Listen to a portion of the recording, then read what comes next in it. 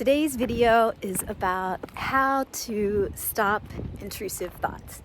And I'm going to share with you the science behind this, as well as what I have found over time has worked really well with me. I'm Julie with JMB Living, if you're new here to my channel. And here I share tips and suggestions, ideas on how to help you create a well-lived life by living more intentionally.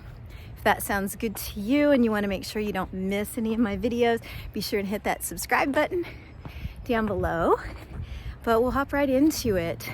So earlier today, actually, I was recording a live in my community, The Art of Intentional Living, about this very topic. And I was doing that because I had taken a poll some time ago. I have a theme for each month in the community, and this month's theme was rewire, about how to rewire your brain.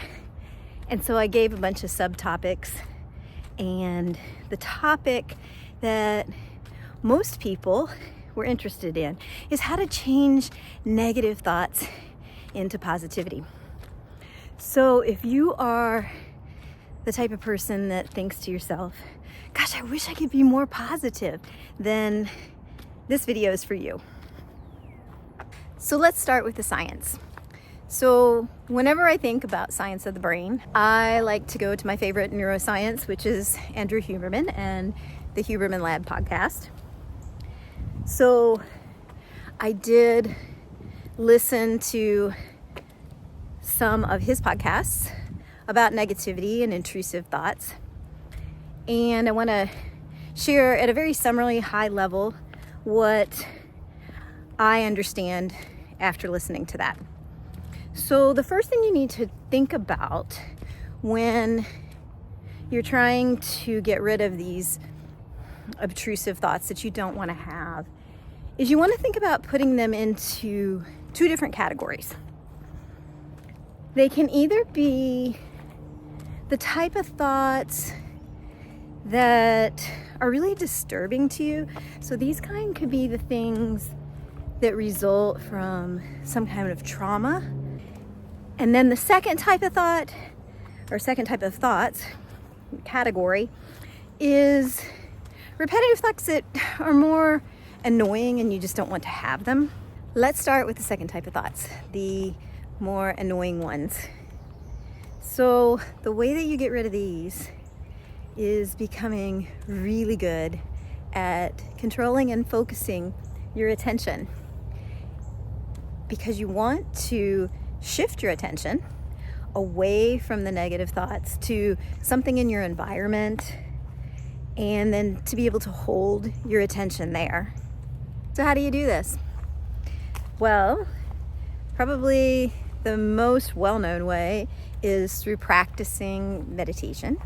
The other way is through the practice of mindfulness. So both ways, you're really focused on actually focusing your attention on one specific thing, and when your mind wanders, bringing your attention back to that. And it's a practice, just like a muscle. It's no different than exercising. In this way, you're just exercising your brain.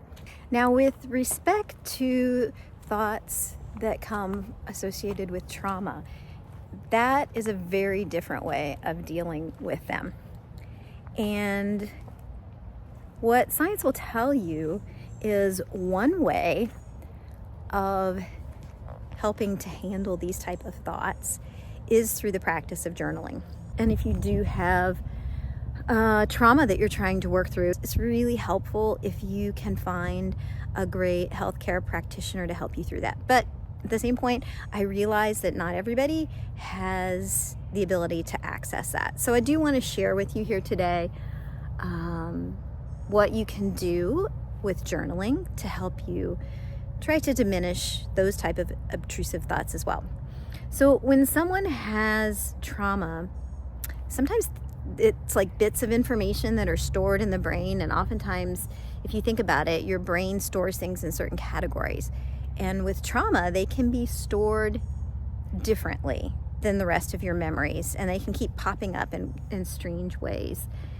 And so through the practice of journaling, you can bring some order to them, and you can also diminish them by really directly looking at them extensively and writing about those thoughts extensively, so that eventually they become more ordinary and boring thoughts, if you will. So when you're writing about them, you want to bring structure to those thoughts. So you want to write in complete sentences. You do want to write about them a lot and get very descriptive about them. So try and get really curious about the thoughts that you're thinking and write down everything that you can think about with respect to them. So that's the short summary of what I got from listening to Dr. Huberman's podcast. And now I'd like to share with you my own experience of several ways that I have been able to manage thoughts that I don't want to have, negative thoughts that appear in my own life as well. So the first thing I think about this is I often think about it as I need to retrain my brain to think differently. So I do use my journal for this, and I use it to practice a different way of thinking, if you will. So as an example, one negative thought pattern that I've had for many years now is to think that things are going to take a long time to accomplish, and it's going to be difficult, and I'm going to have to work really hard at it. And even while intellectually I know that that's not necessarily true, that particular thought pattern comes up a lot. So the way that I work on retraining my brain in terms of the way I think about this is I do have a page in my journal that's called Mindset Shifts, and I've written down on that page what that mindset about things being difficult is. And then beside that, I basically turn that particular thought or belief on its head and write something that is much more positive to remind myself to think that way. So in this case, what's in my journal is something to the effect of, I easily find ways to create more ease for myself. And so by looking at this every day for just a second, it reminds me to think that way. And so when the thought pops up in my head that something's going to be hard or difficult, what that does is, because I'm looking at this every day, it reminds me to think differently. And when I do that, then I enter more of a brainstorming mode of, how can I make this easy? Like, what things can I do differently so that this doesn't become a long, drawn out, difficult process? If you've been watching my channel for a while, this next one you probably have heard me talk about before, and I got it from my dad. And he used to handle his negative thoughts or intrusive thoughts by, when he would hear them in his brain, he would say to himself, either out loud or just silently, cancel that. And I've started doing that, and I find it very helpful. In fact, it's almost become automatic for me. Today I was walking down, like, I have kind of a steep set of stairs that goes off of my back I'm gonna say patio or porch, but deck, off my back deck. And I was gonna go down to my garden below and pick some greens for a salad. And the thought comes into my head, oh gosh, wouldn't that be terrible? What if I were to fall down the steps here and I'm carrying this knife, and that would be so awful. So very quickly, without even having to think to do it, because I'm so used to doing this now and have practiced it for so long, I hear my brain say, cancel that, and I'm just moving on to the next thought. I read somewhere recently also about someone that uses something similar. They say next. So it's like moving on to the next thing, like really shifting your brain forward. So I think that works really well. The next thing that's been really helpful to me over the years has been my gratitude practice as well. And I think this is another one that